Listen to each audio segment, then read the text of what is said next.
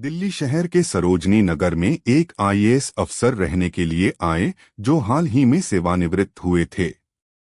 ये बड़े वाले रिटायर्ड आईएएस अफसर हैरान परेशान से रोज शाम को पास के पार्क में टहलते हुए अन्य लोगों को तिरस्कार भरी नजरों से देखते और किसी से भी बात नहीं करते थे। एक दिन एक बुजुर्ग के पास शाम को गुफ्तगू के लिए बैठ गए और फिर रोजाना उनके पास बैठने लगे, लेकिन उनकी वार्ता का विषय एक ही होता था। मैं दिल्ली में इतना बड़ा आईएएस अफसर था कि पूछो मत। यहां तो मैं मजबूरी में आ गया हूं। मुझे तो अमेरिका में बसना चाहिए था। वो बुजुर्ग प्रतिदिन शांतिपूर्वक उनकी बातें सुना करते थे। परेशान होकर एक दिन उन बुजुर्ग ने उनको समझाया, आपने कभी फ्यूज बल्ब देखे हैं? बल्ब के फ्यूज हो जाने के बाद क्या कोई देखता है कि बल्ब किस कंपनी का बना हुआ था, या कितने वॉट का था, या उससे कितनी रोशनी होती थी? बल्ब के फ्यूज होने के बाद ये सब बातें कोई मायने नहीं रखती। बताओ, लोग ऐसे बल्ब को कबाड़ में डाल देते हैं कि नहीं?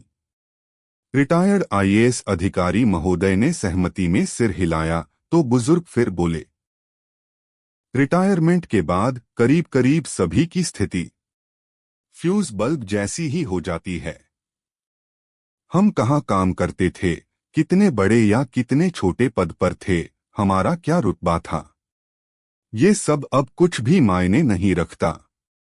वे आगे बोले, मैं सोसाइटी में पिछले कई वर्षों से रहता हूं और मैंने आज तक किसी को यह नहीं बताया कि मैं 2 बार संसद सदस्य रह चुका हूं।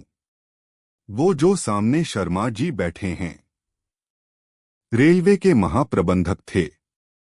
वे सामने से आ रहे जोशी साहब, सेना में ब्रिगेडियर थे। वो पाठक जी, इसरो में चीफ थे। मगर ये बात उन्होंने किसी को नहीं बताई है, मुझे भी नहीं। अब वो हो या मैं हूं, हम ये बात अच्छी तरह से जानते हैं कि सारे फ्यूज बल्ब करीब करीब एक जैसे ही हो जाते हैं, चाहे 0 वॉट का हो या 50 वॉट का या 100 वॉट का। सीधा फंडा है, रोशनी नहीं तो उपयोगिता नहीं। उगते सूर्य को जल चढ़ाकर सभी पूजा करते हैं, पर डूबते सूरज की कोई पूजा नहीं करता।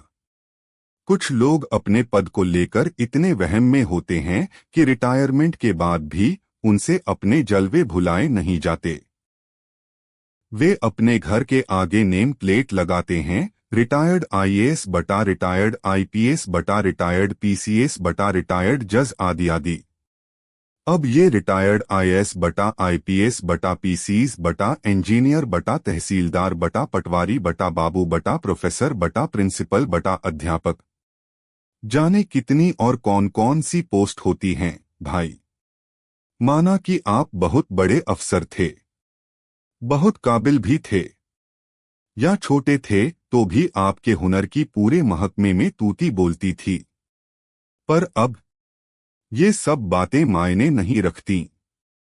अब मायने रखती है तो सिर्फ ये बात कि पद पर रहते समय आप इंसान कैसे थे, आपने कितनी जिंदगियों को छुआ, आपने आम लोगों को कितनी तवज्जो दी, आपने समाज को क्या दिया, लोगों के कितने काम आए, लोगों की मदद की, या अपने पद के घमंड में ही सूजे रहे।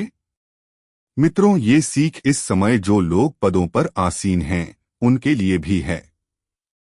अगर पद पर रहते हुए कभी घमंड आए तो बस याद कर लेना, एक दिन सबको फ्यूज होना है।